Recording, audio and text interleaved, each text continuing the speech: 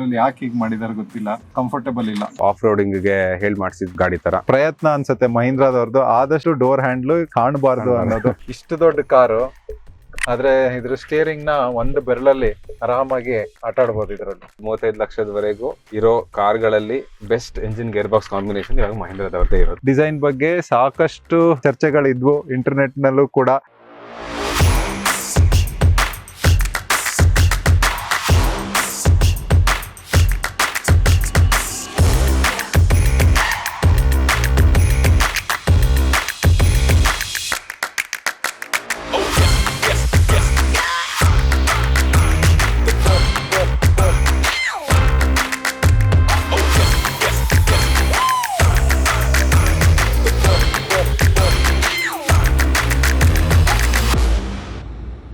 ನಮ್ಮ ಮೊದಲಿನ ಥಾರ್ ವಿಡಿಯೋ ಮಾಡಿದಾಗ, ವಿಮರ್ಶೆ ಮಾಡಿದಾಗ ಕೊನೆಯದಾಗಿ ಹೇಳಿದ್ವಿ, ಹೆಚ್ಚು ಪ್ರಾಕ್ಟಿಕಲ್ ಆಗಿ ನೋಡ್ತಾ ಇದ್ರೆ ಫ್ಯಾಮಿಲಿ ಕರ್ಕೊಂಡು ಹೋಗ್ಬೇಕು ಅಂತಿದ್ರೆ ಥಾರ್ 5 ಡೋರ್ಗೆ ಕಾಯಿರಿ ಅಂತ. ಅವಾಗ ಗೊತ್ತಿರ್ಲಿಲ್ಲ ಥಾರ್ ರಾಕ್ಸ್ ಅಂತ ಬರತ್ತೆ, ಏನ್ ಹೆಸರು ಬರತ್ತೆ ಅಂತ ಹೇಳಿ. ಹೌದು, ಅವಾಗ ಅರ್ಮಾಡ ಅಂತ ಎಲ್ಲ ನ್ಯೂಸ್ ಅಲ್ಲಿ ಇತ್ತು, ಮಹೀಂದ್ರ ಅರ್ಮಾಡ ಅಂತ ಕರೀತಾರೆ ಅಂತ.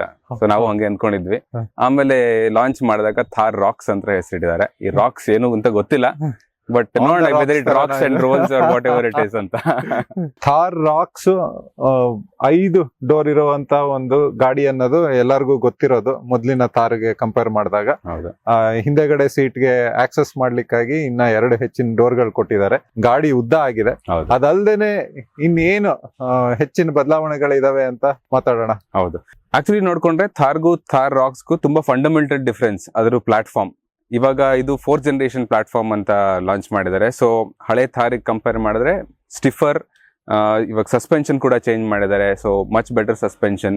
ಆಕ್ಚುಲಿ ಸ್ಕಾರ್ಪಿಯೋ ಕಂಪೇರ್ ಮಾಡ್ಬೋದು ರದರ್ ದ್ಯಾನ್ ಥಾರ್. ಜೊತೆಗೆ ಮೋರ್ ಲಕ್ಸುರಿ ಓರಿಯೆಂಟೆಡ್, ಒಳಗಡೆ ಹೋದಾಗ ಗೊತ್ತಾಗತ್ತೆ. ಇವಾಗ Thar was off road rugged vehicle feeling ಇತ್ತು. ಇದ್ರಲ್ಲಿ ಒಳಗಡೆ ಕೂತಾಗ ಮಚ್ ಮೋರ್ ಲಕ್ಸುರಿಯಸ್ ಅಂತ ಅನ್ಸುತ್ತೆ. And refinement levels, NVH levels ಅದೆಲ್ಲ ಬಹಳ ಇಂಪ್ರೂವ್ ಮಾಡಿದ್ದಾರೆ. ಹೌದು, ಇದರಲ್ಲಿ ಎಂಜಿನ್ ಆಪ್ಷನ್ಸ್ ಕೂಡ ಬೇರೆ ಬೇರೆ ಇದೆ. MX1 ಇಂದ ಶುರು ಆಗ್ಬಿಟ್ಟು AX7 ತನಕ ಹೋಗುತ್ತೆ, AX7L ತನಕ. ಹೌದು. ಸೊ ಪ್ರೈಸ್ ಕೂಡ 12,99,000 ಶುರು ಆಗಿ 23-24 ಲಕ್ಷದ ತನಕ ಹೋಗುತ್ತೆ. ಅದು ಎಕ್ಸ್ ಶೋರೂಮ್ ರೇಟ್. ಹೌದು. ಮಾಡೆಲ್ಸ್ ಬಗ್ಗೆ ಮಾತಾಡಿದ್ರೆ ಹೌದು, MX1, MX3, MX5 ಅಂತ ಬರುತ್ತೆ. ಸ್ವಲ್ಪ ಬೇಸಿಕ್ ಮಾಡೆಲ್ಸ್ ಅದು. ಜೊತೆಗೆ AX3, AX5, AX7 ಅಂತ. ನೀವು ಈ XUV ಮಾಡೆಲ್ಸ್ ನೋಡಿದ್ರೆ ಸಿಮಿಲರ್ ನಾಮನ್ಕ್ಲೇಚರ್. ಅದರಲ್ಲಿ ನಿಮ್ಗೆ ಪೆಟ್ರೋಲ್, ಡೀಸೆಲ್ 2 ಆಪ್ಷನ್ ಇದೆ. ಆಟೋಮ್ಯಾಟಿಕ್, ಮ್ಯಾನ್ಯುಯಲ್ 2 ಆಪ್ಷನ್ ಇದೆ. ಡೀಸೆಲ್ ಅಲ್ಲಿ ಮಾತ್ರ ನಿಮ್ಗೆ 4x4 ಆಪ್ಷನ್ ಇದೆ. ಪೆಟ್ರೋಲ್ ಅಲ್ಲಿ ರಿಯರ್ ವೀಲ್ ಡ್ರೈವ್ ಮಾತ್ರ. ಡೀಸೆಲ್ ಅಲ್ಲಿ ಹೋಗ್ಬೇಕಂದ್ರೆ ಡೀಸೆಲ್ ಮಾತ್ರ. ಆದ್ರೂ 4x2 ತಗೊಂಡ್ರು ಕೂಡ ಅದು rear wheel drive. So off roadability definitely ಇದೆ. ಜೊತೆಗೆ ಬ್ರೇಕ್ ಲಾಕ್ ಡಿಫ್ರೆನ್ಷಿಯಲ್ ಬರುತ್ತೆ. ಸೊ ಇವನ್ 4x2 ಇದ್ರೂನು ನಿಮ್ಗೆ ಸ್ವಲ್ಪ ಆಫ್ ರೋಡಬಿಲಿಟಿ ಸಿಗತ್ತೆ. ನಿಮ್ಗೆ ಹಾರ್ಡ್ ಕೋರ್ ಆಫ್ ರೋಡ್ ಮಾಡಬೇಕು ನನಗೆ ಅನ್ನೋ ತರ ಇದ್ರೆ 4x4 ಅದು ಡೀಸೆಲ್ ಅಲ್ಲಿ ಮಾತ್ರ ಇರೋದು. ಬೆಂಗಳೂರು ಅವ್ರಿಗೆಲ್ಲ 4x2 ಆಫ್ ರೋಡಿಂಗ್ ಬೇಕಲ್ಲ. ಬೆಂಗಳೂರಲ್ಲಿ rear wheel drive off roading ಬೇಕೇ ಬೇಕು ನಮ್ಗಿರೋ ರೋಡ್ಗೆ. ಹೌದು, ಡೆಫಿನೆಟ್ಲಿ.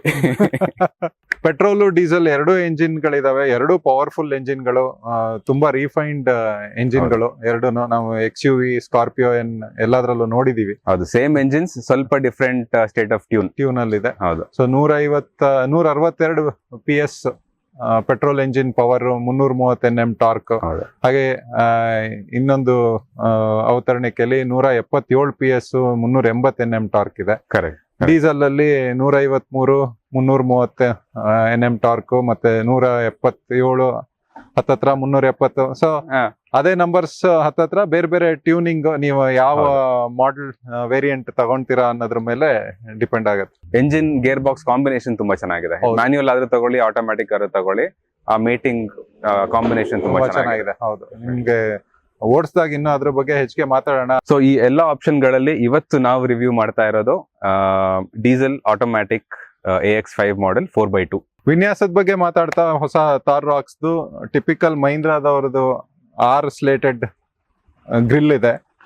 ಹಾಗೆ ಪೂರ್ಣ LED ಸೆಟಪ್ ಮಾಡಿದ್ದಾರೆ ಈಗ, ಲೈಟ್ಸ್ ಮತ್ತೆ ಇಂಡಿಕೇಟರ್ಸ್. ಹೌದು, ಈ ರೌಂಡ್ ಹೆಡ್ ಲೈಟ್ಸ್ ಹಂಗೆ ಕ್ಯಾರಿ ಮಾಡಿದ್ದಾರೆ. ಬಟ್ ಜೊತೆಗೆ ಇವಾಗ ಸಿ ಶೇಪ್ಡ್ DRL ಬರುತ್ತೆ, LED ಪ್ರೊಜೆಕ್ಟರ್ ಹೆಡ್ಲೈಟ್ಸ್ ಬರುತ್ತೆ, LED ಇಂಡಿಕೇಟರ್ಸ್ ಬರುತ್ತೆ. ಒಂದು ಅಂದ್ರೆ ಗ್ರಿಲ್ ಇವಾಗ ಬಾಡಿ ಕಲರ್ಡೆ ಬರುತ್ತೆ, ಬ್ಲಾಕ್ ಗ್ರಿಲ್ ಬರಲ್ಲ.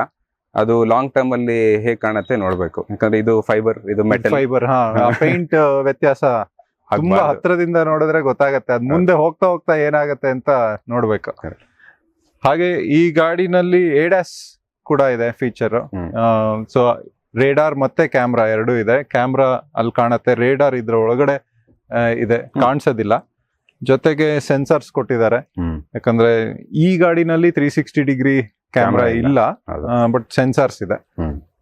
ಬಟ್ ಟಾಪ್ ಎಂಡ್ ಅಲ್ಲಿ 360 ಡಿಗ್ರಿ ಕ್ಯಾಮ್ರಾ ಬರುತ್ತೆ, X7L ಮಾಡೆಲ್ ಅಲ್ಲಿ ಬರುತ್ತೆ. ಮುಂದೆಗಡೆಯಿಂದ ತುಂಬಾ ಅಗ್ಲವಾಗಿ ಕಾರು ಅದೇ ಥಾರ್ದು ರೋಡ್ ಪ್ರೆಸೆನ್ಸ್ ನ ಕ್ಯಾರಿ ಫಾರ್ವರ್ಡ್ ಮಾಡ್ತಿದೆ. ಹಾಗಾಗಿ ಗಾಡಿ ಬಂದಾಗ ಪ್ರತಿಯೊಬ್ರು ದಾರಿ ಬಿಡ್ಬೇಕು. ಈಗ ಸೈಡ್ ವ್ಯೂ ಬಗ್ಗೆ ಮಾತಾಡೋಣ. ಇವಾಗ ಮೇಜರ್ ಡಿಫರೆನ್ಸ್ ಅಂದ್ರೆ ಇಲ್ಲಿಂದ ಆಗಿರೋದು. ಹೌದು, ಅದೊಂದು ಎಕ್ಸ್ಟ್ರಾ ಡೋರ್ ಆಡ್ ಆಗಿದೆ. Over all length wheel base ಹೆಚ್ಚಾಗಿದೆ. ಇವಾಗ ಲೆಂತ್ 4.4 ಮೀಟರ್ ಗಿಂತ ಸ್ವಲ್ಪ ಜಾಸ್ತಿನೇ ಆಗಿದೆ. ಮುಂಚೆ ಥಾರ್ ಇದ್ದಿದ್ದು 4 ಮೀಟರ್ಗಿಂತ ಒಳಗಡೆ ಇತ್ತು. ಜೊತೆಗೆ ವೀಲ್ ಬೇಸ್ ಕೂಡ ಫುಲ್ ಸ್ಟ್ರೆಚ್ ಮಾಡಿದ್ದಾರೆ.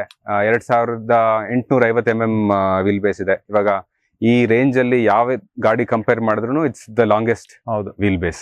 ಜೊತೆಗೆ ground clearance 226 mm, so off roading ಗೆ ಹೇಳ್ ಮಾಡಿಸಿದ ಗಾಡಿ ತರ. ಜೊತೆಗೆ approach angle 41 degrees, departure 36 degrees ಇದೆ. ಸೊ ಅದರಿಂದ ಸಾಕಷ್ಟು ಆಫ್ ರೋಡಿಂಗ್ ಮಾಡ್ಬೋದು. 4x4 ಇತ್ತು ಅಂದ್ರೆ ಎಲ್ಲೂ ಸಹ ತಾಗತ್ತೆ ಅಂತ ಹೆದರ್ಕೊಂಡೇನೆ ಮಾಡ್ಬೋದು ಸಾಕಷ್ಟು ಜಾಗಗಳಲ್ಲಿ. ಹೌದು, ಅದೇ ರ್ಯಾಂಪ್ ಓವರ್ ಆಂಗಲ್, ಈ ಎಕ್ಸ್ಟೆಂಡೆಡ್ ವೀಲ್ ಬೇಸ್ ಇಂದ ರ್ಯಾಂಪ್ ಓವರ್ ಆಂಗಲ್ ಸ್ವಲ್ಪ ಕಡಿಮೆ ಆಗುತ್ತೆ. ಒಂದು 23 ಡಿಗ್ರೀಸ್ ಇದೆ. ಥಾರ್ ಕಂಪೇರ್ ಮಾಡಿದ್ರೆ ದಟ್ ಇಸ್ ಕೇಪಬಿಲಿಟಿ ಸ್ವಲ್ಪ ಕಮ್ಮಿ ಆಗಿದೆ. ಹೌದು, otherwise I mean dimensions numbers wise off road ಮಾಡೋದಕ್ಕೆ ತುಂಬಾ ಚೆನ್ನಾಗಿದೆ. ಹೌದು, ಉಳ್ದಂತೆ ವಿನ್ಯಾಸದಲ್ಲಿ ಈ ಥಾರ್ದು ಜೀಪ್ದು ಈ ಬೋಲ್ಟ್ ಕಾಣೋ ಅಂತದ್ದು ಡಿಸೈನ್ ನ ಹಾಗೆ ಉಳಿಸ್ಕೊಂಡಿದ್ದಾರೆ. ಅದು ಒಳ್ಳೇದು, ಚೆನ್ನಾಗಿದೆ. ಇಲ್ಲಿ 2ನೇ ಡೋರ್ ಹಾಕ್ಬೇಕಾದ್ರೆ ಇಲ್ಲಿ ಮಾಡಿರೋ ಡಿಸೈನ್ ಬಗ್ಗೆ ಸಾಕಷ್ಟು ಚರ್ಚೆಗಳಿದ್ವು ಇಂಟರ್ನೆಟ್ ನಲ್ಲೂ ಕೂಡ. ಇದು ಯಾಕೆ ಹೀಗ್ ಮಾಡಿದ್ದಾರೆ, ಇದನ್ನ ಇನ್ನೂ ಚೆನ್ನಾಗಿ ಮಾಡ್ಬೋದಿತ್ತ, ಚೆನ್ನಾಗಿ ಇಂಟಿಗ್ರೇಟ್ ಮಾಡ್ಬೋದಿತ್ತ ಅಂತ. ಆದ್ರೆ ಸದ್ಯಕ್ಕೆ ಈಗಿರೋದು ಇದೇನೆ, ಇದ್ರಲ್ಲೇನೆ ಕೆಲಸ ಮಾಡ್ಕೊಬೇಕು. ಅದ್ರಲ್ಲಿ ಆಕ್ಚುಲಿ ಏನು ಬಹಳ ಏನ್ ಡಿಫ್ರೆನ್ಸ್ ಇಲ್ಲ, ಜಸ್ಟ್ ಪೇಂಟ್ ವ್ಯತ್ಯಾಸ ಅಷ್ಟೇ. ಪೇಂಟ್ ಅಲ್ಲಿ ಆಕ್ಚುಲಿ ಅದು ಸ್ಟಿಕರಿಂಗ್ ಅಂತ ಹೇಳ್ಬೋದು. ಕರೆಕ್ಟ್, ನಾವು ಇದನ್ನ ಕಪ್ಪು ಸ್ಟಿಕರಿಂಗ್ ಮಾಡ್ಕೊಂಡ್ರೆ ಗೊತ್ತಾಗೋದು ಇಲ್ಲ ಇದೊಂದು ಎಡ್ಜ್ ಬಂದು ಸ್ಟೆಪ್ ತರ ಆಗಿದೆ ಅನ್ನೋದು. ಆದ್ರೆ ಒಂದು ಇವಾಗ ಈ ಸಾಫ್ಟ್ ಟಾಪ್ ಆಪ್ಷನ್ ಇಲ್ಲ, ಬಟ್ ಸಾಫ್ಟ್ ಟಾಪ್ ಇದ್ದು ಆ ಡಿಸೈನ್ ಹಂಗ್ ಕಾಣಿಸಿದ್ರೆ ಆಕ್ಚುಲಿ ಗಾಡಿ ತುಂಬಾ ಚೆನ್ನಾಗಿ ಕಾಣುತ್ತೆ. ವಿತೌಟ್ ಟಾಪ್ ಓಡಿಸೋದಾದ್ರೆ ಆಕ್ಚುಲಿ ತುಂಬಾ ಚೆನ್ನಾಗಿ ಕಾಣುತ್ತೆ ಡಿಸೈನ್. ಹೌದು, ಹಿಂದ್ಗಡೆ ಬಾಗ್ಲು ತೆಗಿಯೋಕೆ ಹ್ಯಾಂಡ್ಲು ಇಲ್ಲೇನೆ ಅಳವಡಿಕೆ ಮಾಡಿದ್ದಾರೆ. ಸೊ ಗೊತ್ತಾಗೋದಿಲ್ಲ, ಅದೊಂದು ಪ್ರಯತ್ನ ಅನ್ಸುತ್ತೆ ಮಹೀಂದ್ರಾದವ್ರದ್ದು. ಆದಷ್ಟು ಡೋರ್ ಹ್ಯಾಂಡ್ಲ್ ಕಾಣಬಾರ್ದು ಅನ್ನೋದು. XUV ಬಂದಾಗ ಫ್ಲಶ್ ಡೋರ್ ಹ್ಯಾಂಡಲ್ಸ್ ಅಂತ ಮಾಡಿದ್ರು, ಇದ್ರಲ್ಲಿ ಸೈಡ್ ಇಂಟಿಗ್ರೇಟ್ ಆಗಿದೆ. ಸೊ ಒಂದು ಬೇರೆ ಬೇರೆ ಹೊಸ ತರ ಪ್ರಯತ್ನ ಮಾಡ್ತಿದ್ದಾರೆ. ಹಾಗೆ ಇನ್ನು ಹಿಂದೆಗಡೆ ಹೋಗ್ತಾ ಡಿಕ್ಕಿ ಪಾರ್ಟ್ಗೆ ಟ್ರಯಾಂಗಲ್ ಗ್ಲಾಸ್, ವಾಟರ್ ಗ್ಲಾಸ್, ಇದ್ರ ಬಗ್ಗೆನೂ ಸಾಕಷ್ಟು ಚರ್ಚೆಗಳಿದ್ವು. ಗಾಡಿ ರಿಲೀಸ್ ಆದಾಗ ಯಾಕೆ ಈ ತರ ಮಾಡಿದ್ರು, ಇನ್ನು ಚೆನ್ನಾಗಿ ಮಾಡ್ಬೋದಿತ್ತು ಅಂತ. ನೋಡ್ತಾ ನೋಡ್ತಾ ಅಭ್ಯಾಸ ಆಗ್ಬಿಡತ್ತೆ. ಇದೇನು ಫಂಕ್ಷನಲ್ ಆಗಿ ಯಾವುದೇ ರೀತಿ ತೊಂದರೆ ಕೊಡಲ್ಲ. ಹೌದು, ಹಾಗಾಗಿ ಓಕೆ. ಹಿಂದ್ಗಡೆ ಎನಿವೆ ಅದೇನು 3ನೇ ರೋ ಸೀಟ್ ಏನಿಲ್ಲ, ಸೀಟ್ ಇಲ್ಲ, ಜಸ್ಟ್ ಡಿಸೈನ್ ಎಲಿಮೆಂಟ್. ಕೂತವ್ರಿಗೇನೋ ಅಡ್ಡ ಆಗತ್ತೆ ಅನ್ನೋ ತರದ್ದೇನು ಇಲ್ಲ. ಅದಲ್ಲದೆ 18 ಇಂಚ್ ವೀಲ್ಸ್ ಕೊಟ್ಟಿದ್ದಾರೆ. ಜಾಸ್ತಿ ರಬ್ಬರ್ ಇರೋದ್ರಿಂದ ಸಖತ್ ಆಫ್ ರೋಡ್ಗಾಗ್ಲಿ ನಿಮ್ಗೆ ರಫ್ ರೋಡ್ಸ್ ಅಲ್ಲಿ ಓಡಿಸೋದಕ್ಕೆ ಚೆನ್ನಾಗಿದೆ ಟೈರ್ಸ್. ಹಾಗೇನೆ ಅಲಾಯ್ ಡಿಸೈನ್ ಕೂಡ ಚೆನ್ನಾಗೇ ಇದೆ.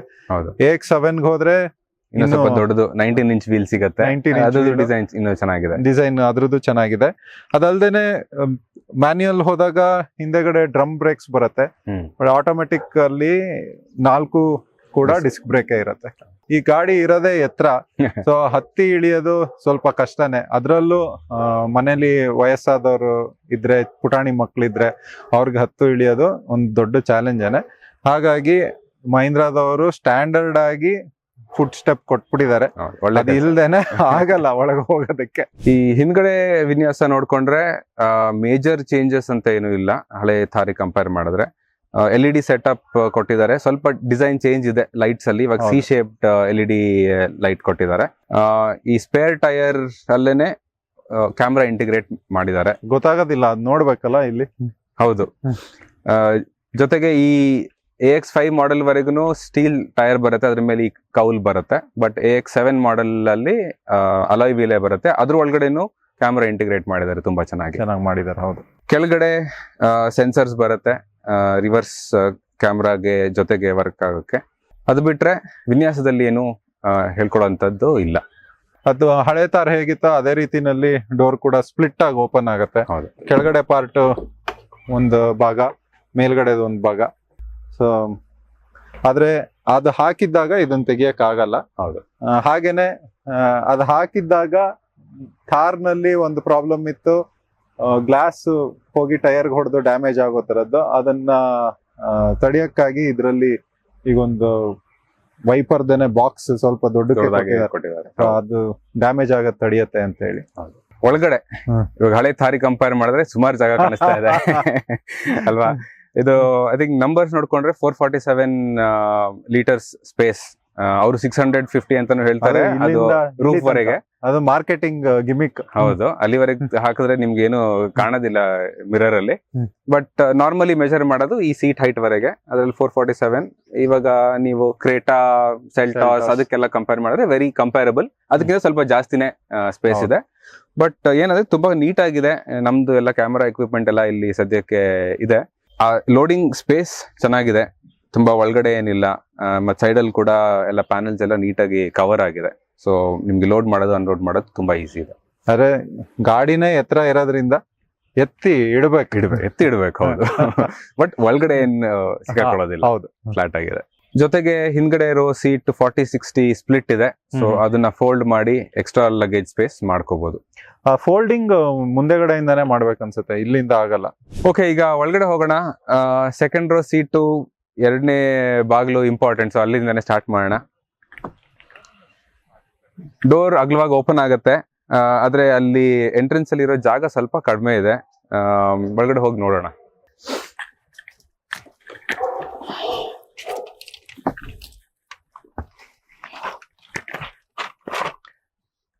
ಹತ್ಕೊಳ್ಳೋಕ್ಕೆ ಇಲ್ಲಿ ಹ್ಯಾಂಡಲ್ ಕೊಟ್ಟಿದ್ದಾರೆ, ಸೊ ಸ್ವಲ್ಪ ಈಸಿ ಆಗುತ್ತೆ.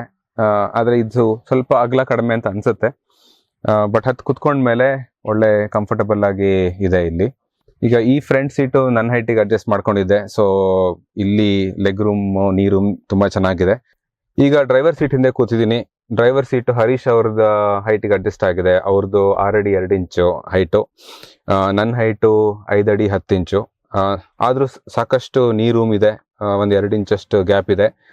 ಫ್ರಂಟ್ ಸೀಟ್ಸ್ ಸ್ವಲ್ಪ ಸ್ಕೂಪ್ ಔಟ್ ಮಾಡಿದ್ದಾರೆ, ಸೊ ಸ್ವಲ್ಪ ಎಕ್ಸ್ಟ್ರಾ ಜಾಗ ಸಿಗತ್ತೆ. ಶೋಲ್ಡರ್ ರೂಮ್ ಚೆನ್ನಾಗಿದೆ, ಹೆಡ್ ರೂಮ್ ಸಾಕಷ್ಟಿದೆ, ತೊಂದರೆ ಇಲ್ಲ. ಜೊತೆಗೆ ಇದರಲ್ಲಿ ಪಾನೋರಾಮಿಕ್ ಸನ್ ರೂಫ್ ಇಲ್ಲದೆ ಇರೋದ್ರಿಂದ ಸ್ವಲ್ಪ ಜಾಸ್ತಿನೇ ಸ್ಪೇಸ್ ಸಿಗತ್ತೆ. ಪಾನೋರಾಮಿಕ್ ಸನ್ ರೂಫ್ ಇದ್ರೂ ಸಹ ಸಾಕಷ್ಟು ಹೆಡ್ ರೂಮ್ ಇದೆ. ಸೀಟ್ ಬ್ಯಾಕ್ ರೆಸ್ಟ್ ಅಡ್ಜಸ್ಟಬಲ್ ಇದೆ. ಇದು ಮುಂದೆ ಇರೋ ಪೊಸಿಷನ್ಗಿದೆ, ಸ್ವಲ್ಪ ಹಿಂದೆ ಮಾಡ್ಕೋತೀನಿ. ಸೊ ಈ ಬ್ಯಾಕ್ ರೆಸ್ಟ್ ಫುಲ್ ಹಿಂದೆ ಮಾಡ್ಕೊಂಡ್ರೆ ಬಹಳ ಆರಾಮಾಗಿ ಮಲ್ಕೊಂಡು ಹೋಗೋದಕ್ಕೆ ಚೆನ್ನಾಗಿದೆ. ಅಂಡರ್ ಥೈ ಸಪೋರ್ಟ್ ಪರವಾಗಿಲ್ಲ, ಇನ್ನೊಂದ್ ಸ್ವಲ್ಪ ಚೆನ್ನಾಗಿರ್ಬೋದಾಗಿತ್ತು. ಬಟ್ ಇಲ್ಲಿ ಮುಂದಿನ ಸೀಟ್ ಕೆಳಗಡೆ ನನ್ನ ಕಾಲನ್ನ ಇಟ್ಕೋಬಹುದು, ಸೊ ಸ್ವಲ್ಪ ಸ್ಟ್ರೆಚ್ ಮಾಡ್ಕೋಬಹುದು. ಜೊತೆಗೆ ಇಲ್ಲಿ ಮಧ್ಯದಲ್ಲಿ ಕೂತವ್ರಿಗೆ ಜಾಗ ಸಾಕು, 3 ಜನ ಹಿಂದ್ಗಡೆ ಕುತ್ಕೋಬಹುದು. ಒಂದು ಒಳ್ಳೇದು ಅಂದ್ರೆ ಕೆಳಗಡೆ ಫ್ಲೋರ್ ಫ್ಲಾಟ್ ಆಗಿದೆ, ಸೊ ಕಾಲ್ ಇಟ್ಕೊಳ್ಳೋಕೆ ಏನು ತೊಂದರೆ ಆಗಲ್ಲ ಮಧ್ಯ ಕೂತವರಿಗೂ ಸಹ. ಪ್ರಾಕ್ಟಿಕಾಲಿಟಿ ಅಂಡ್ ಕಂಫರ್ಟ್ ವೈಸ್ ನೋಡ್ಕೊಂಡ್ರೆ ಇದರಲ್ಲಿ AC ವೆಂಟ್ಸ್ ಇದೆ ಅಡ್ಜಸ್ಟಬಲ್, ಬಟ್ AC ಕಂಟ್ರೋಲ್ಸ್ ಇಲ್ಲ. ಒಂದು USB Type-C ಪೋರ್ಟ್ ಇದೆ, ಜೊತೆಗೆ ಫೋನ್ ಇಟ್ಕೊಳ್ಳೋಕ್ಕೆ ಜಾಗ ಇದೆ ಅದರಲ್ಲೇ, ಸೆಂಟರ್ ಕನ್ಸೋಲ್ ಅಲ್ಲೇ. ಈ ಸೀಟ್ ಹಿಂದ್ಗಡೆ ಫೋನ್ ಇಟ್ಕೊಳ್ಳೋಕೆ ಕೂಡ ಸ್ಪೆಸಿಫಿಕ್ ಆಗಿ ಸ್ಲಾಟ್ಸ್ ಕೊಟ್ಟಿದ್ದಾರೆ, ಕರೆಕ್ಟಾಗಿ ಫಿಟ್ ಆಗುತ್ತೆ ಅದ್ರ ಒಳಗಡೆ. ಡೋರ್ ಅಲ್ಲಿ ವಾಟರ್ ಬಾಟಲ್ ಇಟ್ಕೊಳ್ಳೋಷ್ಟು ಜಾಗ ಇದೆ. ಒಂದು ವಾಟರ್ ಬಾಟಲ್ ಹಿಡ್ಸತ್ತೆ ಒಂದೊಂದು ಡೋರ್ ಅಲ್ಲೂ. And side arm rest is okay. ಎಲ್ಲ ಹಾರ್ಡ್ ಪ್ಲಾಸ್ಟಿಕ್ಸ್ ಏನೆ, ಸಾಫ್ಟ್ ಟಚ್ ಮೆಟೀರಿಯಲ್ಸ್ ಇಲ್ಲ, ಬಟ್ ಸಾಕು.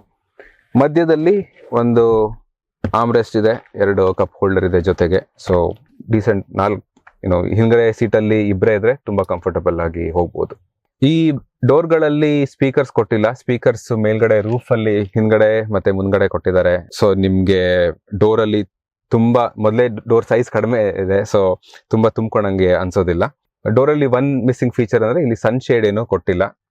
ಜೊತೆಗೆ ಇಲ್ಲಿ ಸ್ಪ್ಲಿಟ್ ಇದೆ, ಈ ಚಿಕ್ಕ ಭಾಗ ಮಾತ್ರ ಕೆಳಗಡೆ ಹೋಗುತ್ತೆ. ಇದು ಫಿಕ್ಸ್ಡ್ ಗ್ಲಾಸ್ ಇದೆ, ಬಟ್ ಏರಿಯಾ ಆಗಿದೆ, ಎಲ್ಲೂ ನಿಮ್ಗೆ ಬೆಳಕು ಕಡಿಮೆ ಅಂತ ಏನು ಅನ್ಸೋದಿಲ್ಲ. ಥಾರ್ ರಾಕ್ಸ್ ನ ಮುಂದೆಗಡೆ ಭಾಗದ ವಿವರಣೆ ಮಾಡೋಣ. ಸೊ ಹತ್ತದು ಹಿಡ್ಕೊಂಡು ಸ್ಟೆಪ್ಪರ್ ಉಪಯೋಗಿಸೇ ಹತ್ಬೇಕು, ಗಾಡಿ ಎತ್ತರವಾಗಿದೆ ಅಂತ ಆಗ್ಲೇ ಮಾತಾಡಿದ್ವಿ. ಒಂದ್ಸತಿ ಕೂತ್ಮೇಲೆ ಫಸ್ಟ್ ಈ ಬಿಳಿ ಕಲರ್ ಎಲ್ಲ ಕಡೆಗೂ ಯಾವುದೇ ಕಾರಲ್ಲಾದ್ರೂ ಇದು ಮೇಂಟೆನೆನ್ಸ್ ಕಷ್ಟನೇ. ಅದ್ರಲ್ಲೂ ಈ ರೀತಿ ಆಫ್ ರೋಡ್ ಸೆಂಟ್ರಿಕ್ ಇರುವಂತ ಕಾರ್ಗಳಲ್ಲಿ ಬಹಳನೇ ಕಷ್ಟ ಮೇಂಟೈನ್ ಮಾಡೋದು. ಈಗ 4x4 ಅವತರಣಿಕೆಯಲ್ಲಿ ಬೇರೆ ಕಲರ್ ಕೊಟ್ಟಿದ್ದಾರೆ ಮಹೀಂದ್ರಾದವರು, ಆದ್ರೆ ಅದಕ್ಕಾಗಿ ನೀವು 1 ವರ್ಷ ಕಾಯ್ಬೇಕಂತ. ಹೌದು, ಅದು seat colour, fabric colour change ಆಗಿದೆ, ಬಟ್ ಈ ಹೆಡ್ ಲೈನರ್ಸ್ ಎಲ್ಲ ಇನ್ನೂ ವೈಟ್ ಅಲ್ಲೇ ಇದೆ. ಅದು ಹೊರತಾಗಿ ಇನ್ನ ಉಳಿದಂತೆ ಫಸ್ಟ್ ನೋಡಿದಾಗ ನಿಜವಾಗ್ಲೂ ಮಹೀಂದ್ರಾ ಸ್ಟ್ಯಾಂಡರ್ಡ್ಸ್ ನ ಮೇಲ್ ತಗೊಂಡೋಗಿದ್ದಾರೆ.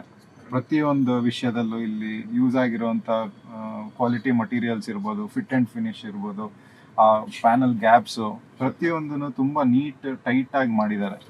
ಅದು ಒಂದು ಎದ್ದು ಕಾಣುತ್ತೆ ಕಂಪೇರ್ ಮಾಡೋದು. ಅದು ಇವಾಗ ಥಾರ್ 2 ಡೋರ್ಗೆ ಕಂಪೇರ್ ಮಾಡಿದ್ರೆ ಓವರ್ ಆಲ್ ಲೇಔಟ್ ಸೇಮ್ ಇದೆ, ಆದ್ರೂ ಈ combination of beige and black, fit and finish levels ಒಂಥರ makes it much more luxurious ಅಂತ ಅನ್ಸುತ್ತೆ ಈ ಕಾರ್ ಒಳಗಡೆ ಬಂದ ತಕ್ಷಣ. ಹೌದು, ಅದೇ ನೀವು ಹೇಳಿದ್ರಿ, ಹೆಚ್ಚು ಕಮ್ಮಿ ಥಾರ್ದು ಏನು ಲೇಔಟ್ ಇತ್ತೋ ಅದನ್ನೇ ಇಟ್ಕೊಂಡಿದ್ದಾರೆ. ವಿಶೇಷತೆ ಏನೇ ಅಂದ್ರೆ ಈ 10.25 ಇಂಚದು ಸ್ಕ್ರೀನ್, ಟಚ್ ಸ್ಕ್ರೀನ್ ಚೆನ್ನಾಗಿದೆ ತುಂಬಾ. ಈ ಟಚ್ ಸ್ಕ್ರೀನ್ ರೆಸ್ಪಾನ್ಸಿವ್ ಆಗಿದೆ. ಅದಲ್ದೇನೆ ಈ ಬಟನ್ಸ್ ಎಲ್ಲ same family carry over, Thar, Scorpio XUV 700 ಅದರಿಂದಾನೆ. ಕೆಲವೊಂದು ಬಟನ್ಸು ಈ ಪರ್ಟಿಕ್ಯುಲರ್ ಅವತರಣಿಕೆಯಲ್ಲಿ ಡಮ್ಮಿ ಬಟನ್ಸು, ಯಾಕಂದ್ರೆ ಇದರಲ್ಲಿ ವೆಂಟಿಲೇಟೆಡ್ ಸೀಟ್ಸ್ ಇಲ್ಲ, ಆ ರೀತಿದು. ಹಾಗೆ ಇಲ್ಲಿ ಒಂದು ಕೀ ಇಡೋದಕ್ಕೆ ಜಾಗ ಅಂತ ಉಪಯೋಗಿಸ್ಕೊಬೋದು, ಆದ್ರೆ 4x4 ಅವತರಣಿಕೆಯಲ್ಲಿ ಅಲ್ಲಿ ಗೇರ್ ಲಿವರ್ ಜೊತೆಗೆ ಇಲ್ಲಿ ಒಂದು ವೈರ್ಲೆಸ್ ಚಾರ್ಜರ್ ಕೂಡ ಕೊಟ್ಟಿದ್ದಾರೆ. ಹೌದು, wireless charger, USB charger, 65 watt charger ಇದೆ, type C, electronic handbrake ಇದೆ. ಜೊತೆಗೆ ಈ armrest driver side move ಆಗುತ್ತೆ, ಆದ್ರೆ ಇದ್ರ ಕೆಳಗಡೆ ಇರೋಂಥ ಜಾಗ ಅಷ್ಟೇನು ದೊಡ್ಡದಲ್ಲ, ತುಂಬಾ ಚಿಕ್ಕದು, ಒಂದು ಪರ್ಸ್ ಇರ್ಬೋದು ಅಷ್ಟೇ.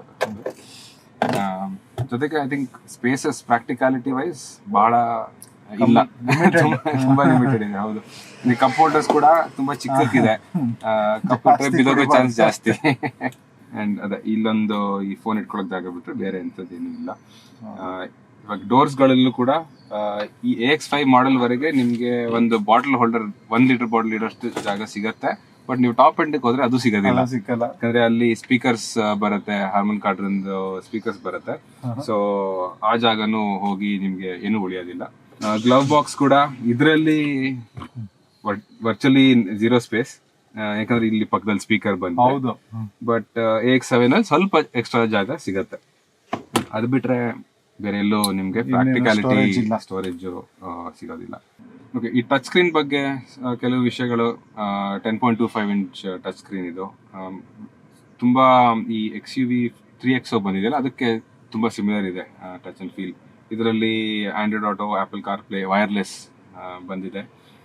ಅಂಡ್ ಆಪಲ್ ಕಾರ್ಪ್ಲೇ ಸ್ವಲ್ಪ ಕೆಲವು ತಿಂಗಳುಗಳ ನಂತರ ಆಕ್ಟಿವೇಟ್ ಆಗತ್ತೆ ಅಂತ ಹೇಳಿದ್ರು ಲಾಂಚ್ ಮಾಡಿದಾಗ, ಬಟ್ ಆಗ್ಲೇ ಆಕ್ಟಿವೇಟ್ ಆಗಿದೆ, ಅದೇನು ತೊಂದರೆ ಇಲ್ಲ.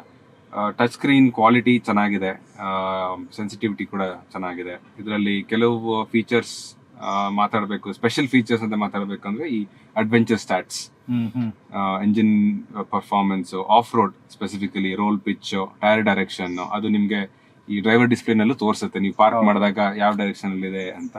ಜೊತೆಗೆ ಇದರಲ್ಲಿ ಲ್ಯಾಪ್ ಇನ್ಫೋ ಕೂಡ ಇದೆ, ನೀವು ರೇಸಿಂಗ್ ಮಾಡೋದಾದ್ರೆ ಕಾರ್ ತಗೊಂಡು ಲಾಕ್ ಮಾಡ್ಕೋಬಹುದು, ನೋಡಬಹುದು. ಅಂಡ್ ಬೆಸ್ಟ್ ರೆಕಾರ್ಡ್ಸ್ ಸೇವ್ ಮಾಡ್ಕೋಬಹುದು. ಅದೆಷ್ಟು ಉಪಯೋಗ ಆಗುತ್ತೋ ಇಲ್ವೋ ಗೊತ್ತಿಲ್ಲ, ಬಟ್ ಈ ರೋಲ್ ಅಂಡ್ ಪಿಚ್ ಅಂತ ಡೆಫಿನೆಟ್ಲಿ ಯೂಸ್ಫುಲ್. ಈ ಟಾಪ್ ಎಂಡ್ ಮಾಡೆಲ್ ಅಲ್ಲಿ 4x4 ಜೊತೆಗೆ 360 ಡಿಗ್ರಿ ಕ್ಯಾಮ್ರಾನು ಬರುತ್ತೆ. ಅದರಲ್ಲಿ ಟ್ರಾನ್ಸ್ಪರೆಂಟ್ ಬಾನೆಟ್ ಅನ್ನೋ ಫೀಚರ್ ನೀವು ಇವಾಗ ಹೈ ಎಂಡ್ ಲ್ಯಾಂಡ್ ರೋವರ್ ಗಳಲ್ಲಿ ನೋಡಿರ್ತೀರಾ. ಸೊ ಏನಂದ್ರೆ ನಿಮ್ಗೆ ಬಾನೆಟ್ ಅಥವಾ ನಿಮ್ಮ ಫ್ರಂಟ್ ಎಂಜಿನ್ ಬೇಕ್ ಕೆಳಗಡೆ ಏನಿದೆ ಅನ್ನೋದು ಕೂಡ ನಿಮ್ಗೆ ಕ್ಯಾಮೆರಾದಲ್ಲಿ ಕಾಣುತ್ತೆ. So it's a very good unique feature. ಹೌದು. ಹಾಗೆ ರಿವರ್ಸ್ ಕ್ಯಾಮ್ರಾ ಇದರಲ್ಲಿ ಕ್ವಾಲಿಟಿ ತುಂಬಾ ಇಂಪ್ರೂವ್ ಆಗಿದೆ. ಈ ಡಿಸ್ಪ್ಲೇನು ಚೆನ್ನಾಗಿರೋದ್ರಿಂದ ಚೆನ್ನಾಗಿ ಕಾಣಿಸುತ್ತೆ. ಡ್ರೈವರ್ ಸೈಡ್ ನಲ್ಲಿ ಕೂತಾಗ ಫಸ್ಟ್ ಈ ಗ್ಲಾಸ್, ಈ ಏರಿಯಾ ಥಾರಲ್ಲಿ ಚಿಕ್ಕದೇನೆ ಗ್ಲಾಸ್ ಏರಿಯಾ ಇರೋದು. ಹಾಗೆ ಮತ್ತೆ ಆಲ್ಮೋಸ್ಟ್ ಸ್ಟ್ರೈಟನೆ ಇರೋದು ಕೂಡ. ಅದು ಸ್ಲ್ಯಾಂಟಿಂಗ್ ತುಂಬಾ ಏರೋಡೈನಾಮಿಕ್ ಎಲ್ಲ ಏನೂ ಇಲ್ಲ, ಬಾಕ್ಸ್ ತರ. ಇನ್ನ ಅದ್ಬಿಟ್ರೆ ಸ್ಟೇರಿಂಗ್ ವೀಲ್ ಥಾರ್ಗ್ ಹೊಸದು, ಆದ್ರೆ XUV 700 ಮತ್ತೆ ಸ್ಕಾರ್ಪಿಯೋ ಇಂದ ಸೇಮ್ ಸ್ಟೇರಿಂಗ್ ವೀಲ್ ಇದೆ. ಇದು ಕಂಟ್ರೋಲ್ಸ್ ಎಲ್ಲ ಟೆಸ್ಟೆಡ್ ಚೆನ್ನಾಗಿದೆ, ಒಳ್ಳೆ ಪ್ಲೇಸ್ ಅಲ್ಲಿ ಒಳ್ಳೆ ಕ್ವಾಲಿಟಿ ಬಟನ್ಸ್ ಇದೆ. ಸ್ಟೇರಿಂಗ್ ಹೈಟ್ ನ ಅಡ್ಜಸ್ಟ್ ಮಾಡ್ಕೊಬಹುದು, ಆದ್ರೆ ಇದನ್ನ ರೀಚ್ ನ ಅಡ್ಜಸ್ಟ್ ಮಾಡ್ಕೊಳಕ್ಕಾಗಲ್ಲ. ಡ್ರೈವರ್ ಡಿಸ್ಪ್ಲೇ ಕೂಡ 10.25 ಇಂಚ್ ಡ್ರೈವರ್ ಡಿಸ್ಪ್ಲೇ ಇದೆ. ಸಾಕಷ್ಟು ಕ್ರಿಸ್ಪ್ ಆಗಿದೆ, ನಮಗೆ ಬೇಕಾದಷ್ಟು ಇನ್ಫಾರ್ಮೇಶನ್ ಇದರಲ್ಲಿ ಸಿಕ್ಕತ್ತೆ. ಸೊ ಅಲ್ಲಿಂದ ಕೂಡ ನ್ಯಾವಿಗೇಷನ್ ಕೂಡ ಇದರಲ್ಲಿ ಅಳವಡಿಸ್ಕೊಬೋದು. ಎಲ್ಲ ರೀತಿಯಲ್ಲೂ ಚೆನ್ನಾಗಿದೆ. ಸೀಟ್ ಕಂಫರ್ಟ್ ಬಗ್ಗೆ ಮಾತಾಡ್ತಾ, ಹಿಂದೆಗಡೆ ವಾಲ್ಕೊಳೋದಕ್ಕೆ ನೀಟಾಗಿದೆ, ಆದ್ರೆ ಕುತ್ಕೊಳ್ಳೋದಕ್ಕೆ ಸೀಟು ಅಂಡರ್ ಥೈ ಸಪೋರ್ಟ್ ಸಾಲದು. ಜೊತೆಗೆ ಆ ಡಿಸೈನ್ ಕೂಡ ಹೀಗೆ ಮುಂದೆಗಡೆ ಸ್ಲೋಪ್ ಆಗಿದೆ, ಜಾರ ಬಂಡೆ ತರ. ಸೊ ನೀವು ಬ್ರೇಕ್ ಹಾಕಿದಾಗ ಮುಂದೆ ಹೋಗೋ ಚಾನ್ಸಸ್ ಇದೆ, ಲೈಟ್ ಆಗಿ ಜಾರ್ತೀವಿ. ಐ ಥಿಂಕ್ ಬೇರೆ ಕಾರ್ಗಳಲ್ಲಿ ಅದು ಉಲ್ಟಾ ಇರತ್ತೆ, ಮುಂದೆ ಹೈಟ್ ಜಾಸ್ತಿ ಇರತ್ತೆ. ಇದ್ರಲ್ಲಿ ಯಾಕೆ ಹೀಗೆ ಮಾಡಿದಾರೆ ಗೊತ್ತಿಲ್ಲ, ಅದು ಕಂಫರ್ಟೇಬಲ್ ಇಲ್ಲ ಅಷ್ಟೊಂದು. ಅದಲ್ದೇನೆ ಅಡ್ಜಸ್ಟ್ ಮಾಡ್ಕೊಳ್ಳೋದಕ್ಕೆ ಇದರಲ್ಲಿ ಮ್ಯಾನ್ಯುಯಲ್ ಅಡ್ಜಸ್ಟ್, ಇದು ಓನ್ಲಿ ಹೈಟ್ ಮಾತ್ರ ಅಡ್ಜಸ್ಟ್ ಮಾಡ್ಕೊಬಹುದು. AX7 ನಲ್ಲಿ 6 ತರನು ಅಡ್ಜಸ್ಟ್ ಮಾಡ್ಕೊಬಹುದು, ಎಲೆಕ್ಟ್ರಾನಿಕಲಿ ಕಂಟ್ರೋಲ್ಡ್. ಅದು ಪ್ಯಾಸೆಂಜರ್ ಸೀಟ್ ಕೂಡ ಅಂಡರ್ ಥೈ ಸಪೋರ್ಟ್ ಕಡಿಮೆ, ನೀವು ಹೇಳ್ದಂಗೆ ಬ್ರೇಕ್ ಹಾಕಿದಾಗ ಜಾರೋ ಚಾನ್ಸಸ್ ಇದೆ. ಮಹೀಂದ್ರದವರು ಫೈನಲಿ ಒಂದು ಆಟೋ IRVM ಡಿಮ್ಮಿಂಗ್ ಮಿರರ್ಸ್ ಕೊಟ್ಟಿದ್ದಾರೆ. ಅದು ರಿಮ್ಲೆಸ್ ಚೆನ್ನಾಗಿದೆ. ಸಾಕಷ್ಟು ಕೇಳಿ ಎಲ್ಲರೂ ಯಾಕೆ ಆ ಫೀಚರ್ ಕೊಡ್ತಿಲ್ಲ ಅಂತೇಳಿ ಈಗ ಅವರು ಸ್ಕಾರ್ಪಿಯೋ ಎನ್ ಹಾಗೂ ಈಗಿನ ಥಾರ್ ರಾಕ್ಸ್ ನಲ್ಲಿ ಕೊಡಕ್ ಶುರು ಮಾಡಿದ್ದಾರೆ. ಇನ್ನು XUV 700 ನಲ್ಲಿ ಬಂದಿಲ್ಲ, ಬರುತ್ತೆ ಯಾವಾಗ್ಲೂ ಒಂದ್ಸತಿ ಬರುತ್ತೆ ಅದು. ಹಾಗೆ ಸನ್ ರೂಫ್ ಕೂಡ ಈ ವರ್ಷನ್ ನಲ್ಲಿ ನಾರ್ಮಲ್ ಸನ್ ರೂಫ್ ಅಂತ ಹೇಳ್ಬೇಕು.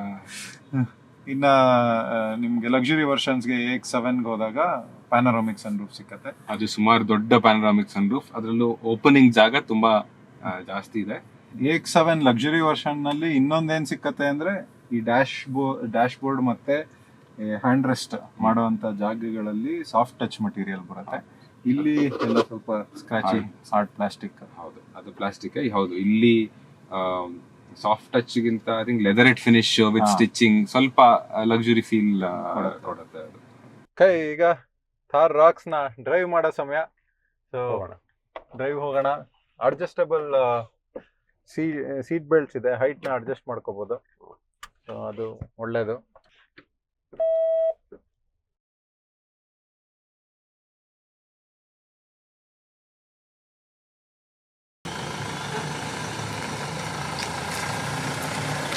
ಗಾಡಿ ಇದು ಡೀಸೆಲ್ ಅವತರಣಿಕೆ ಬೆಸ್ಟ್ ಪಾರ್ಟ್. ಎಲ್ಲದಕ್ಕಿಂತ ಮುಂಚೆ ನಾಯ್ಸ್ ಲೆವೆಲ್ಸ್ ಅನ್ಸುತ್ತೆ. ಹೌದು, ಡೀಸೆಲ್ ಅಂತ ಹೇಳಬೇಕು. ಹೌದು, ತುಂಬಾ ಕಂಟ್ರೋಲ್ಡ್ ಆಗಿದೆ, ತುಂಬಾ ರಿಫೈನ್ಡ್. ಸೊ ಇವ್ರು ಯಾವ ರೀತಿ ಮಹೀಂದ್ರದವರು ಲಕ್ಸುರಿ ಕಡೆಗೆ ಯೋಚನೆ ಮಾಡ್ತಿದಾರೋ ಆ ಕಡೆಗೆ ಸರಿಯಾದ ಡೈರೆಕ್ಷನ್ ಅಲ್ಲಿ ಹೋಗ್ತಿದಾರೆ ಇವ್ರು. I think over all fit and finish ಬಗ್ಗೆ ಯಾವಾಗಲೇ ಮಾತಾಡಿದ್ವಿ. ಈ ಫಿಟ್ ಅಂಡ್ ಫಿನಿಶ್ ಜೊತೆಗೆ ಈ ಫೀಲಿಂಗ್, ಎನ್ವೇಜ್ ಲೆವೆಲ್ಸ್ ಗಾಡಿ ಓಡಿಸುವಾಗ ಅದು ಹೌದು ಈಕ್ವಲಿ ಇಂಪಾರ್ಟೆಂಟ್. ಹೊರಗಡೆಯಿಂದ ಹೇಗೆ ಕಾಣ್ಲಿ, ನಾವು ಲಾಂಗ್ ಡ್ರೈವ್ಸ್ ಹೋಗುವಾಗ ಒಳಗಡೆ ಕಂಫರ್ಟೇಬಲ್ ಆಗಿರಬೇಕು, ಆ ನಾಯ್ಸ್ ಕಡಿಮೆ ಇರಬೇಕು. ಅದರಲ್ಲಿ I think it's a big step forward. ಹೌದು, ಇವ್ರದ್ದು ಜೊತೆಗೆ ಎಂಜಿನ್ ರಿಫೈನ್ಮೆಂಟ್ ಕೂಡ ಚೆನ್ನಾಗಿದೆ, ನಾಯ್ಸು ಕಡಿಮೆ ಇದೆ. ಡೀಸೆಲ್ ನಾವು XUV ನಲ್ಲೂ ನೋಡಿದೀವಿ.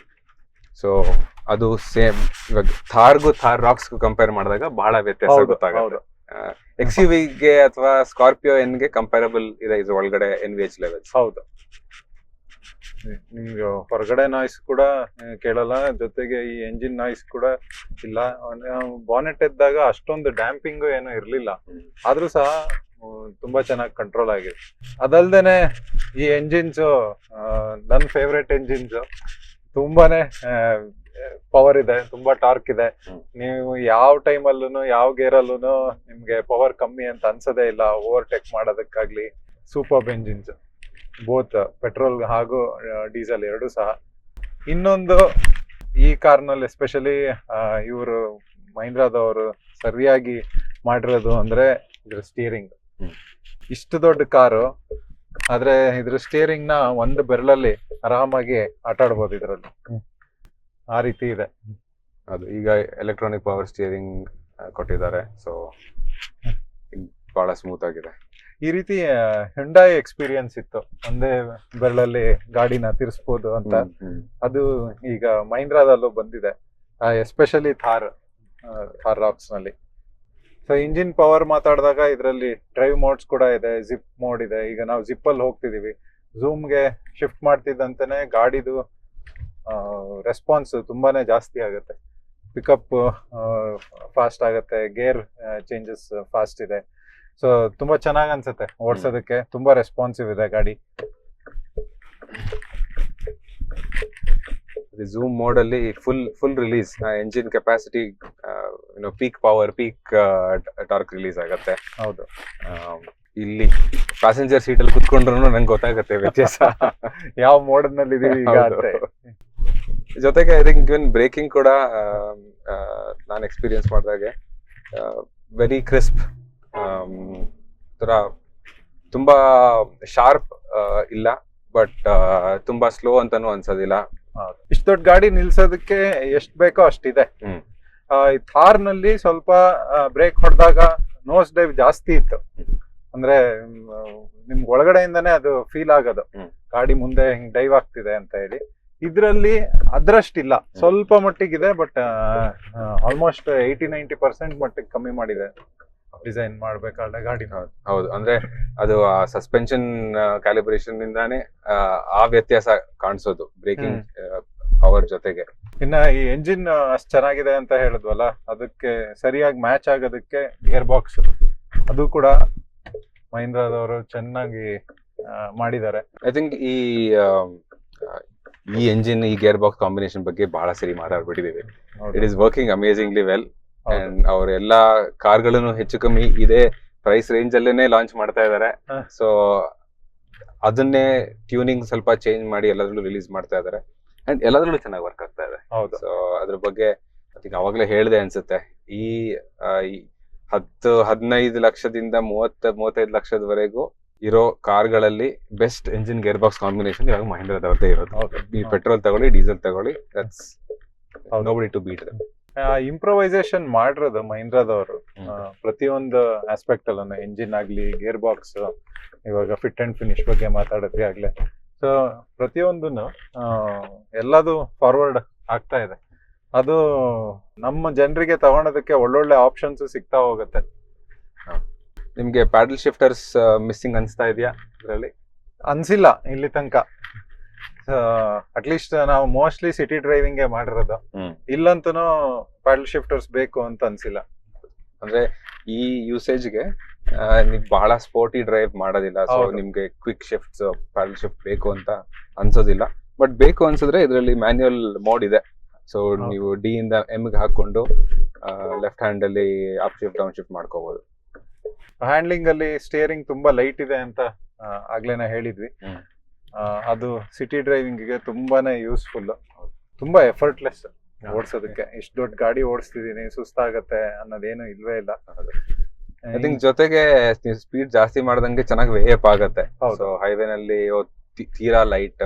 ಅವಾಗ ಹಿಂಡೈಗೆ ಕಂಪೇರ್ ಮಾಡಿದ್ರೆ ಹಿಂಡೈ ಅಷ್ಟು ಲೈಟ್ ಅಂತ ಅನ್ಸುದಿಲ್ಲ ಹೈವೇ ಅಲ್ಲಿ. ಹೌದು, ಇನ್ನ ಸಾಕಷ್ಟು ನಾವು ಸಿಟಿ ರೋಡ್ ಅಲ್ಲಿ ಓಡಿಸಿದಾಗ ಸಸ್ಪೆನ್ಷನ್ ರೈಡ್ ಯಾವ ಮಟ್ಟಿಗಿದೆ ಅಂತ ಗೊತ್ತಾಗತ್ತೆ.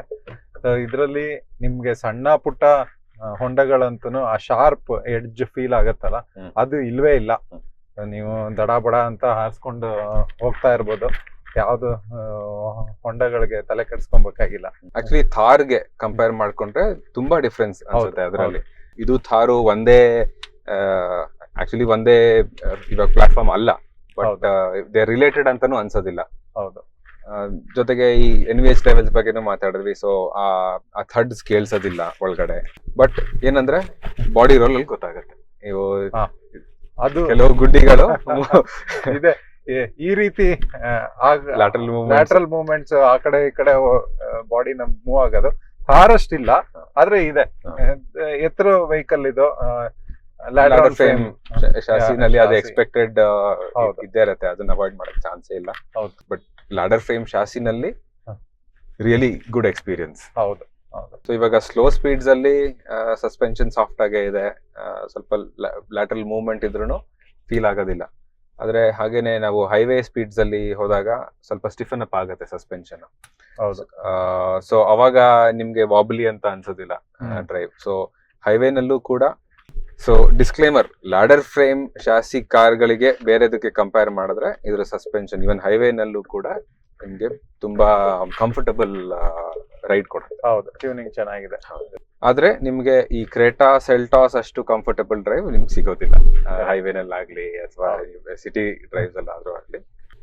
ಇದು ಎಷ್ಟೇ ಇಂಪ್ರೂವ್ ಆಗಿದ್ರು ಅದರಷ್ಟು ಕಂಫರ್ಟ್ ಈ ಟೈಪ್ ಗಾಡಿಗಳಲ್ಲಿ ಸಿಗೋದಿಲ್ಲ. ಕರೆಕ್ಟ್. ಇನ್ಕ್ಲೂಡಿಂಗ್ ಇವ್ರದೇ ಆದ XUV 700 ಕೂಡ ಹೆಚ್ಚು ಕಂಫರ್ಟಬಲ್. ಡೆಫಿನೆಟ್ಲಿ. ನಿಮ್ಗೆ ಫ್ಯಾಮಿಲಿ ಓರಿಯೆಂಟೆಡ್ ವೆಹಿಕಲ್ ಬೇಕು ಅಂದ್ರೆ XUV ಜಾಸ್ತಿ ಸೆನ್ಸಿಬಲ್. ಹೌದು. ಆಫ್ ರೋಡಬಿಲಿಟಿ ಬಗ್ಗೆ ಮಾತಾಡ್ತಾ ಇದ್ರೆ ನಮ್ದು ಥಾರ್ ರಿವ್ಯೂ ನಲ್ಲಿ ಸ್ವಲ್ಪ ಎಕ್ಸ್ಟೆನ್ಸಿವ್ ಆಗಿ ಮಾತಾಡಿದೀವಿ. ಆ ವಿಡಿಯೋ ನೀವು ನೋಡ್ಬೋದು.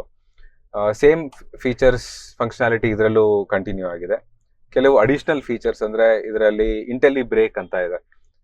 ಏನಂದ್ರೆ ನೀವು ತುಂಬಾ ಟೈಟ್ ಟರ್ನ್ಸ್ ಮಾಡುವಾಗ ಬ್ರೇಕ್ ಫೀಚರ್ ಆನ್ ಮಾಡ್ಕೊಂಡ್ರೆ ಹಿಂದ್ಗಡೆ ಬ್ರೇಕ್ ಲಾಕ್ ಆಗುತ್ತೆ, ಅಂದ್ರೆ ಲಾಕ್ ಆಗಿ ಆಫ್ ಆಗುತ್ತೆ ಆ ತರ. ಸೊ ನೀವು ಟರ್ನ್ ಮಾಡುವಾಗ ಹಿಂದ್ಗಡೆ ಬ್ರೇಕ್ ಲಾಕ್ ಆದ ತಕ್ಷಣ ಸ್ವಲ್ಪ ಈಸಿಯಾಗಿ ಸ್ವಲ್ಪ ಇನ್ನೂ ಕಡಿಮೆ ಜಾಗದಲ್ಲಿ ಟರ್ನ್ ಆಗುತ್ತೆ. ಜೊತೆಗೆ hill descent control, hill climb assist ಅದೆಲ್ಲ ಫೀಚರ್ಸ್ ಇದೆ, which is very useful. ADAS ಇದೆ ಇದರಲ್ಲಿ, ಅಡ್ವಾನ್ಸ್ ಡ್ರೈವರ್ ಅಸಿಸ್ಟೆನ್ಸ್ ಸಿಸ್ಟಮ್. ನಮ್ ದೇಶಕ್ಕೆ ಎಷ್ಟು ಅಸಿಸ್ಟೆನ್ಸ್ ಸಿಕ್ಕತ್ತೋ ಗೊತ್ತಿಲ್ಲ, ಆದ್ರೆ ಇದೆ. ಹೌದು. ಎಷ್ಟು ಮಟ್ಟಿಗೆ ಉಪಯೋಗಿಸ್ತೀವಿ ಅಂತಾನೆ ಹೇಳಕ್ ಆಗಲ್ಲ, ಯಾಕಂದ್ರೆ ಆದಷ್ಟು ಆಫ್ ಮಾಡೇ ಇಟ್ಟಿರ್ತೀವಿ. ಹೌದು, ಯಾಕಂದ್ರೆ ಅದು ಕೆಲವು ಸಮಯಗಳಲ್ಲಿ ಮಾತ್ರ ಉಪಯೋಗ ಆಗುವಂತದ್ದು, ಎಸ್ಪೆಷಲಿ ಭಾರತದಲ್ಲಿ. ಯಾಕಂದ್ರೆ ನೀವು ಸಿಟಿ ಲಿಮಿಟ್ಸ್ ಅಲ್ಲಿ ತುಂಬಾ ಹತ್ತತ್ರ, ಬೆಂಗಳೂರಲ್ಲಂತೂ ಪಕ್ಕದಲ್ಲೇ ಇರ್ತಾರೆ. ಸೊ ಎಷ್ಟೊತ್ತಿಗೂ ಅದು ಬೀಪ್ ಆಗ್ತಾನೆ ಇರುತ್ತೆ, ಸ್ವಲ್ಪ ಇರಿಟೇಟ್ ಆಗುತ್ತೆ. ಅಥವಾ ಸ್ವಲ್ಪ ಯಾರಾದ್ರೂ ಒಂಚೂರು ಹತ್ರ ಹೋದ ತಕ್ಷಣ ಬ್ರೇಕ್ ಹಾಕ್ಬಿಡುತ್ತೆ. ಸೊ ಅದು ಸಿಟಿನಲ್ಲಿ ಯೂಸ್ ಆಗೋದಿಲ್ಲ. ಹೈವೇನಲ್ಲಿ ಈ cruise control useful, lane keep assist ಉಪಯೋಗಕ್ಕೆ ಬರುತ್ತೆ. ಜೊತೆಗೆ ಆಟೋ ಎಮರ್ಜೆನ್ಸಿ ಬ್ರೇಕಿಂಗ್ ಉಪಯೋಗಕ್ಕೆ ಬರುತ್ತೆ. ಒಂದೇನಂದ್ರೆ ಈ ADAS ಫೀಚರ್ಸ್ದು ಎಕ್ಸ್ಪೀರಿಯನ್ಸ್ ಕನ್ಸಿಸ್ಟೆಂಟ್ ಆಗಿರೋದಿಲ್ಲ. ಕೆಲವು ಸರಿ ತುಂಬಾ ರಫ್ ಆಗಿ ಬ್ರೇಕ್ ಆಗುತ್ತೆ, ಇಲ್ಲ ತುಂಬಾ ಕ್ವಿಕ್ ಆಗಿ ಆಕ್ಸಿಲರೇಟ್ ಆಗುತ್ತೆ. ಇವಾಗ manual versus automatic breaking compare ಮಾಡಿದ್ರೆ, ಇವಾಗ ಯಾವ್ದಾದ್ರು ವೆಹಿಕಲ್ ಸ್ವಲ್ಪ ಹತ್ರ ಬರ್ತಿದೆ ಅಂದ ತಕ್ಷಣ ನಾವು ನಿಧಾನಕ್ಕೆ ಸ್ಲೋ ಮಾಡ್ಕೊಂಡು ಬ್ರೇಕ್ ಹಾಕ್ತಿವಿ. ಬಟ್ ಇದ್ರಲ್ಲಿ ಏನಾಗುತ್ತೆ, ಹತ್ರ ಹೋದ್ಮೇಲೆ ಜೋರಾಗಿ ಬ್ರೇಕ್ ಹೊಡೆದು ಬಿಡುತ್ತೆ. ಹಾಗೇನೆ ಇವಾಗ ಮುಂದ್ಗಡೆ ಇರೋ ವೆಹಿಕಲ್ ಸ್ವಲ್ಪ ಸ್ಪೀಡ್ ಅಪ್ ಆಯ್ತು ಅಂದ್ರೆ ಇದು ಸಡನ್ ಆಗಿ ಆಕ್ಸಿಲರೇಟ್ ಮಾಡಕ್ ಶುರು ಮಾಡುತ್ತೆ, instead of slowly accelerating. So ಆ ಎಕ್ಸ್ಪೀರಿಯನ್ಸ್ ಸ್ವಲ್ಪ ಜಾರಿಂಗ್ ಅನ್ಸುತ್ತೆ, ಎಸ್ಪೆಷಲಿ ಡ್ರೈವರಿಗೆ ಗೊತ್ತಾಗುತ್ತೆ ಏನಾಗ್ತಿದೆ ಅಂತ. ಪಕ್ಕದಲ್ಲಿ ಕೂತವರಿಗೆ ಏನೋ ಆಕ್ಸಿಡೆಂಟ್ ಆಗೋಯ್ತೇನೋ ಅನ್ನೋಷ್ಟು ಶಾರ್ಪ್ ಎಕ್ಸ್ಪೀರಿಯನ್ಸ್ ಆಗುತ್ತೆ.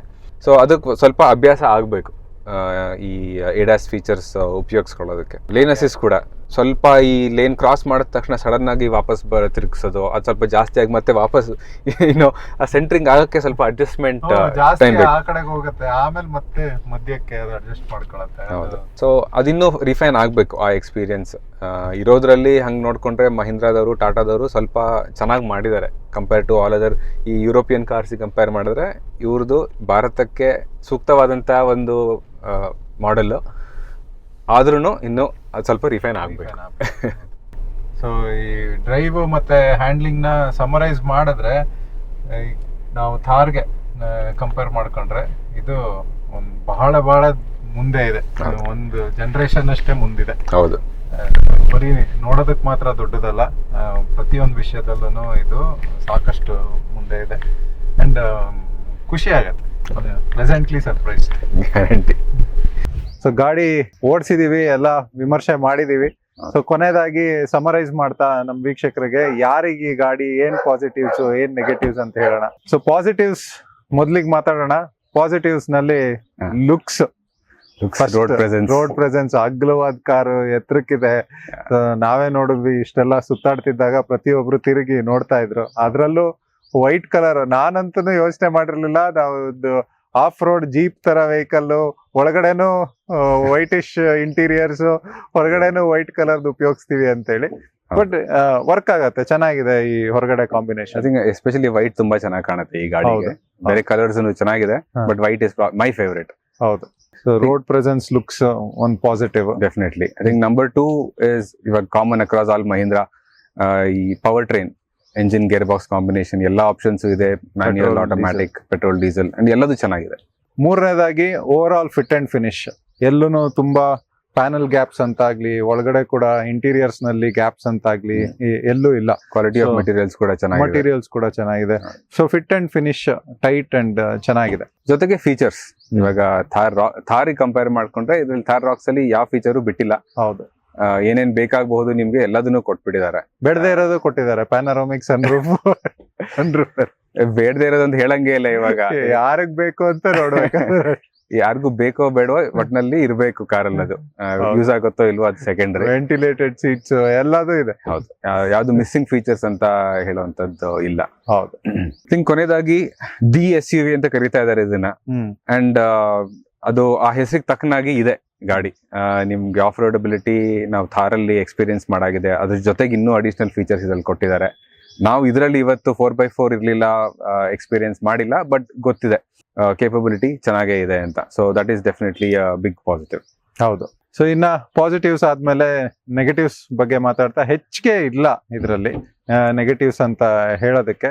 ಯಾಕಂದ್ರೆ ಈ ಕ್ಲಾಸ್ ಆಫ್ ಕಾರೇನೆ ಬೇರೆ ಅಲ್ವಾ. ಇದು ನಿಮ್ಮ ರೆಗ್ಯುಲರ್ XUVs ಅಥವಾ ಕ್ರೇಟಾ, ಸೆಲ್ಟಾಸ್ಗೆ, ಹ್ಯಾರಿಯರ್ಸ್ಗೆ ಕಂಪೇರ್ ಮಾಡಕ್ಕಾಗಲ್ಲ. ಅದೇ ಪ್ರೈಸ್ ರೇಂಜ್ ಅಲ್ಲಿ ಬಂದ್ರೂ ಸಹ ಆ ಕಂಪ್ಯಾರಿಸನ್ ಮಾಡೋದಕ್ಕಾಗಲ್ಲ. ಹೌದು. ಐ ಥಿಂಕ್ ಹಂಗ್ ನೋಡಿದಾಗ ಏನಂದ್ರೆ ಇದು ದಿಸ್ ಕೆನಾಟ್ ಬಿ ನಿಮ್ಮ ಫ್ಯಾಮಿಲಿ ಕಾರ್ ಆಗಿ ಉಪಯೋಗಿಸೋದು ಕಷ್ಟ.